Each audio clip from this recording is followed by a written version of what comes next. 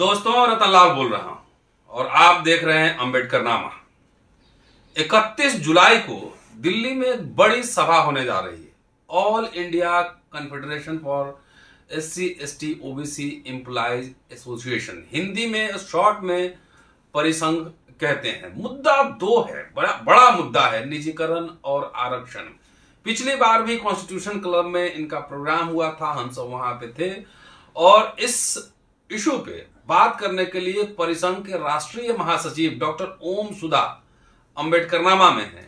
उनसे जानेंगे कि आखिर प्रोग्राम का स्वरूप क्या है। पिछली बार भी आपने प्रोग्राम किया था, क्या शिकायतें हैं, नाराजगी क्या है सरकार से, और आपके प्रोग्राम में कौन कौन लोग आने वाले हैं, क्या खास बात है और कहां पे ये प्रोग्राम होना है। पूरा वीडियो देखिए, सब्सक्राइब शेयर लाइक करते रहिएगा और 31 तारीख को आइए, मुलाकात होगी इसी प्रोग्राम में। सुधा, स्वागत है आपका जी सर। जय भीम सर। जय भीम। क्या है प्रोग्राम, बताइए जरा। हम लोग ये जो अभी एक संसदीय समिति की रिपोर्ट आई है, मैं वहां से शुरू करता हूँ। हिंदू में रिपोर्ट आई थी कल। पार्लियामेंट्री कमेटी की रिपोर्ट है कि IIT में और एम्स में एलिजिबिलिटी के बावजूद जो है SC स्टूडेंट्स को नहीं लिया जा रहा है, SC कैंडिडेट्स को नहीं लिया जा रहा है। एक उदाहरण, तो ये जो हो रहा है इसको बस एक प्रतीक के रूप में देखते हैं कि हम सब की जो हिस्सेदारी है, हम सब की जो भागीदारी है वो खत्म हो रही है, कोई और खा ले रहा है हमारा हिस्सा। उसके खिलाफ हमने आगाज किया है, उसके खिलाफ इस देश के अंबेडकर वादियों ने आगाज किया। आप देखिए, इस देश में बोलने वाले लोगों को चुप कराया जा रहा है। बोल रहे हैं तो उनके ऊपर FIR कर दिया जा रहा है, गिरफ्तार किया जा रहा है, जेल भेज दिया जा रहा है, परेशान कर दे रहे हैं। उसके खिलाफ हमने चुप्पी तोड़ने का निश्चय किया है। ठीक है। रोज मोदी जी और भागवत जी का लगता है पिताजी का रजिस्ट्री किया हुआ देश है। कभी एयर इंडिया बेच देते हैं, कभी भेल सेल गेल, कुछ बचा नहीं है। कोई ऐसा उपक्रम उन्होंने छोड़ा नहीं है जिनको या तो बेचा नहीं हो या बेचने की पाइपलाइन में नहीं हो। इसको लगता है कि पिताजी की संपत्ति समझ रखा है इन्होंने। उसके खिलाफ हम संयुक्त रूप से इस देश में आवाज उठाना चाहते हैं। पूरे देश में हर दिन इस देश की सरकार ही इस देश के लोकतंत्र के खिलाफ हो गई है, संविधान के खिलाफ हो गई है। तो इस देश में लोकतंत्र और संविधान बचाने की भी जिम्मेदारी आज इस देश के अंबेडकर वादियों की है। उसके खिलाफ हम इकट्ठे हो रहे हैं। जो पूरी साजिश चल रही है लोकतंत्र और संविधान के खिलाफ, उसके खिलाफ हम इकट्ठे हो रहे हैं। EVM की बेईमानी के खिलाफ हम इकट्ठे हो रहे हैं। जो कास्ट सेंसस अरबों रुपए खर्च करके किए गए हैं लेकिन उसको पब्लिश नहीं किया जा रहा है, उसकी मांग के लिए हम इकट्ठे हो रहे हैं। पूरे देश में खास तौर पे भाजपा शासित राज्यों में जो दलित उत्पीड़न की घटनाएं बढ़ी है, बहुत तेजी से बढ़ी है, उस उत्पीड़न के खिलाफ हम इकट्ठे हो रहे हैं। पूरे देश के अंबेडकर वादियों को हम इकट्ठा करने की कोशिश कर रहे हैं। इसी कड़ी में हमने पीछे 18-19 जून को हमने कॉन्स्टिट्यूशन क्लब में भी कार्यक्रम किया था, जिसमें कोशिश की थी कि देश के अंबेडकरवादी एक जगह इकट्ठे हों, विचार विमर्श करें, जिसमें आप भी थे उस कार्यक्रम में और पूरे देश से लोगों ने को कोशिश किया जुटाने का। हम लोगों का 200 का लक्ष्य था लेकिन 550 से ज्यादा लोग आ गए थे उस कार्यक्रम में। इस वजह से इस बार हमने हॉल बदला है। हम सफल रहे थे। लोगों के अंदर एक भूख है, एक खालीपन है। यह जो खालीपन है, जो स्थापित नेता है उनकी बेईमानी से यह खालीपन पैदा हुआ है। आप देखिए कि जो लोग समाजवादी होने का ढोंग कर रहे हैं, वो महादेव की मूर्ति पर जो है वो शिवलिंग पर जल डालते हुए फोटो दे रहे हैं, परशुराम जयंती मना रहे हैं। जिनको बाबा साहब के मिशन को आगे लेके जाना था, वो गणेश की मूर्ति लेकर तस्वीर खिंचा रहे हैं, ब्राह्मण सम्मेलन करा रहे हैं। तो हमारा समाज थोड़ा निराश और थोड़ा उदास हुआ है। बावजूद इसके इस समाज से जो नए नेताओं का जो उभार हुआ है, जो नए लोग निकल कर आए हैं, उन सब के प्रति एक उम्मीद भी जगी है। तो हम लोग उस उम्मीद को आवाज देने के लिए एक बार फिर 31 जुलाई यानी कि आने वाला जो रविवार है, हम लोग NDMC कन्वेंशन सेंटर जो दिल्ली का है, उस पे हम लोग एक राष्ट्रीय अधिवेशन करने जा रहे हैं। सुबह 9:30 बजे से कार्यक्रम शुरू होगा। नजदीकी मेट्रो जनपथ या राजीव चौक है, यहां से वॉकिंग डिस्टेंस पे है। 9:30 बजे से शुरू होगा। हमने लोगों के लिए लंच की भी व्यवस्था की है। लोग आए, पूरे दिन का कार्यक्रम है, पूरे दिन कार्यक्रम चलेगा। लोग आए, कार्यक्रम में भाग लें, कुछ अपनी सुनाए, कुछ हमारी सुने, अपना झंडा, अपना बैनर, अपना डंडा लेकर आए, अपना नारा लेकर आए। उद्देश्य स्पष्ट है, निजीकरण से लड़ना है और आरक्षण को बचाना है। इसके लिए सर पूरी तैयारी है। तो आप किसी राजनीतिक दल से भी जुड़े हुए हैं? बिल्कुल, अब तक तो नहीं जुड़े हुए हैं। हमारे लिए, चूंकि हमारे राष्ट्रीय अध्यक्ष जी कांग्रेस से जुड़े हुए हैं, इसलिए कुछ लोग आरोप लगाते हैं कि कांग्रेस से एसोसिएशन है। तो हमारा बतौर संगठन, बतौर परिसंघ, हमारा स्पष्ट कहना है कि हम न भाजपा से जुड़े हैं, न कांग्रेस से जुड़े हैं। हमारे लिए कांग्रेस बराबर भाजपा है। जो हमारी भागीदारी देगा, जो हमें हक अधिकार देगा, हम उनके साथ हैं। मूर्ति बनाकर बिठाने वालों के तो हम सख्त खिलाफ हैं। तो आपके अध्यक्ष जी जो हैं जी, वो कभी पूजा पाठ, टीका चंदन नहीं लगाए? कौन ऐसा नेता आपको दिख रहा है जो ये सब नहीं करेगा? गणेश जी लेके नहीं आएगा, ब्रह्मा विष्णु महेश नहीं करेगा? कौन नेता ऐसा है? हम तो अपने नेताओं में, उन स्थापित नेताओं को छोड़कर हम अपने नेताओं में देखते हैं आपको, रतनलाल जी को देखते हैं। तो मैं लीडर नहीं ना, हम लक्ष्मण यादव। लीडर मतलब चुनावी राजनीति, चुनावी नेता से है ही नहीं। लीडर जो समाज को लीड कर रहा है, समाज को प्रतिनिधित्व कर रहा है और पूरी ईमानदारी से अम्बेडकरवादी आंदोलन को आगे बढ़ा रहा है। आज की तारीख में हमारे राष्ट्रीय अध्यक्ष जी मनुवाद के खिलाफ, हर एजेंडे पर, निजीकरण के खिलाफ, आरक्षण के सवाल पर पूरी ईमानदारी से लड़ाई लड़ रहे हैं। हमारे अध्यक्ष जी, हमारा संगठन लड़ाई लड़ रहा है। अगर ऐसा नहीं है, आप बताइए, हम लगातार राष्ट्रीय कन्वेंशन कर रहे हैं, लोगों को बुला रहे हैं, जुटा रहे हैं, लेकिन जो नए युवा हैं आज के समय के, जो जैसे हमारे साथी हैं, लक्ष्मण हैं, दिलीप मंडल जी हैं, आप हैं, तमाम साथी चाहे किसी भी क्षेत्र से जुड़े हैं, लेकिन वो लीड कर रहे हैं समाज के, वो लीडर हैं हमारे।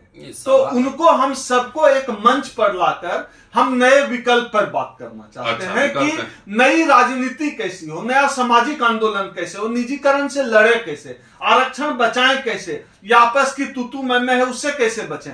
कल मेरी चंद्रशेखर आजाद से फोन पर बात हो रही थी। हमने चंद्रशेखर आजाद को कहा कि भाई, हम लोग आपस में, भले ही हम लोग अलग अलग संगठन, राजनीतिक दल से जुड़े हुए हो, सामाजिक संगठन से जुड़े हुए, लेकिन आरक्षण के सवाल पर हम सबको एक जगह आना होगा।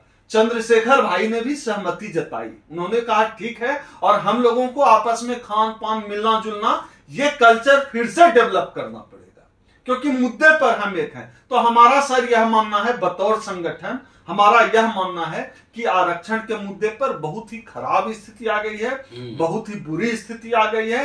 अब हम लोगों को आपस का जूतम पैजार छोड़ के हम लोगों को एक मुद्दे पर तो कम से कम एक मत हो जाना चाहिए, जहां किसी को टिकट का कोई लोभ ना हो। उसमें एक बात बताइए, आप जितने एक्टिविस्ट का नाम ले रहे हैं वो सब सोशल एक्टिविस्ट हैं, पत्रकार हैं, एक्टिविस्ट हैं, इंटेलेक्चुअल हैं, लेकिन पॉलिटिकल क्लास में, खास तौर से हिंदी पट्टी नॉर्थ इंडिया में, कोई ऐसा नेतृत्व दिख रहा है कि जो आडंबर और पाखंड को छोड़कर और समाज को, मतलब विकल्प, राजनीतिक रूप से भी, सामाजिक रूप से विकल्प प्रदान कर रहा हो?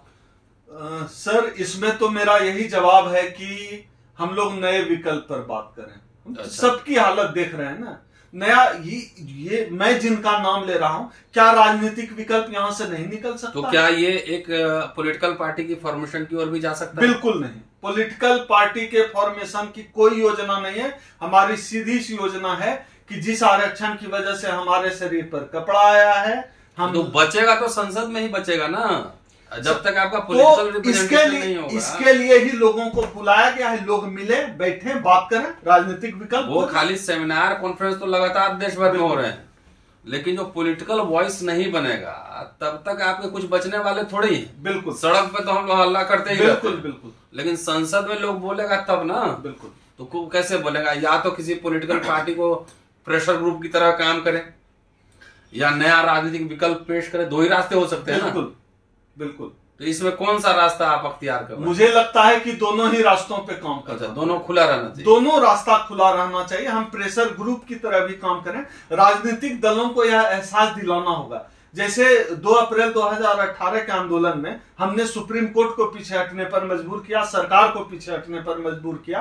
प्रेशर ग्रुप की तरह काम तो करें, लेकिन राजनीतिक जब किसी ब्राह्मणों का जो है 6 राजनीतिक दल हो सकता है, हमारा क्यों नहीं हो सकता है? वो राजनीतिक विकल्प पर भी बात हो, वहीं से रास्ता निकले, लेकिन बात तो करें एक मंच पे, एक जगह आए तो सही।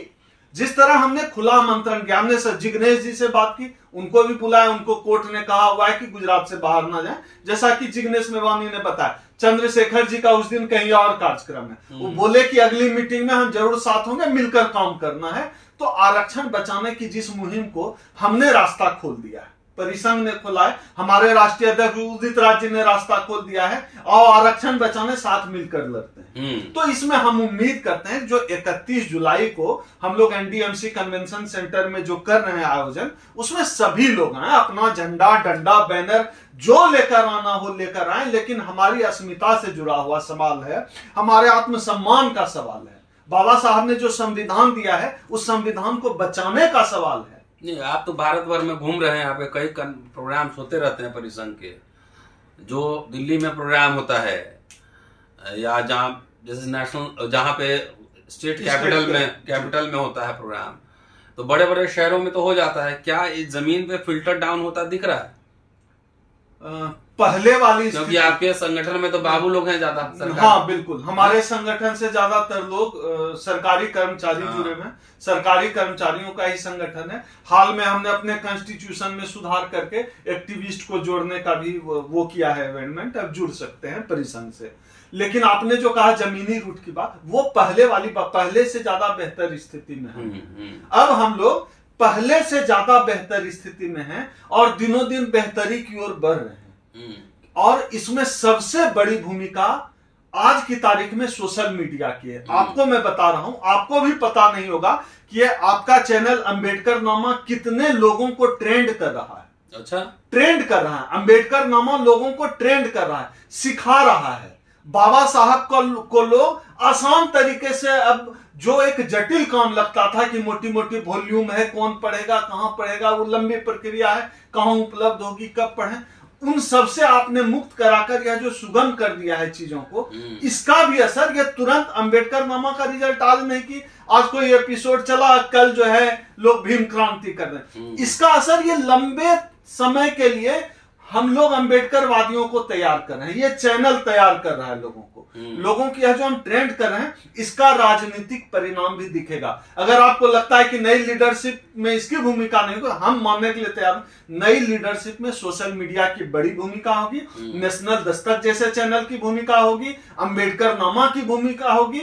जो लोग क्लासरूम में नहीं पा सकते हैं, वो आप आसानी से मोबाइल में दे रहे हैं, और वो कोई बैरियर नहीं है उसमें फिल्टर लगा हुआ कि ये शहर में ही चलेगा। वो मेरा गांव जो मुंगेर जिला का घोरघट गांव है, वहां भी खुलता है, जो यहां से 3000 किलोमीटर है। वहां भी लोग अंबेडकर नामा देखकर कहते हैं कि आपका भैया हम सुने इंटरव्यू अंबेडकर नामा पर। तो हम पूरे देश में, गांव में भी हैं। तो ये जब तक मनु स्ट्रीम मीडिया था, जिसको मुख्य धारा की मीडिया लोग कहते हैं, तब तक यह संभव नहीं था। लेकिन जब से अंबेडकर नामा, नेशनल दस्तक जैसे चैनलों के लिए स्पेस बनाए यूट्यूब के माध्यम से, तो अब हम ग्रास रूट में भी जा रहे हैं। चलिए, अच्छा है, ये विकल्प खुला रहना चाहिए। कुछ लोग चुनाव लड़ेंगे, कुछ लोग पढ़ेंगे, कुछ लोग सोशल मूवमेंट लीड करेंगे। एक बड़ा कैनवास, एक बड़ा अम्ब्रेला तो तैयार करना ही होता है कि कुछ लोगों को लोग चुनाव लड़वाते हैं। एजेंडा क्लियर है कि नहीं, ये बहुत जरूरी है। खास तौर से उत्तर भारत में, हिंदी पट्टी में जो दलित बहुजन की राजनीति कर रहे हैं, उसमें विचारधारा का कहीं ना कहीं बहुत ही बेहद अभाव दिख रहा है, और सेम कल्चरल प्लेटफॉर्म पे वो खेल रहे हैं जिसपे दक्षिणपंथी राजनीति हो रही है। मुझे लगता है कि विकल्प बने ना बने, लेकिन मिलते जुलते रहना, बातचीत करना, कम्युनिकेशन बहुत जरूरी है। आइए सुनिए, 31 को मैं भी मिल रहा हूं इस प्रोग्राम में, और आप सब भी आसपास हो तो जरूर आए। चर्चा होगी, खाना भी होगा, गपशप भी होगा, थोड़ा मुस्कुराइए भी। हर समय तनाव में रहना ठीक नहीं है। शुक्रिया, keep watching and sharing Ambedkar नामा।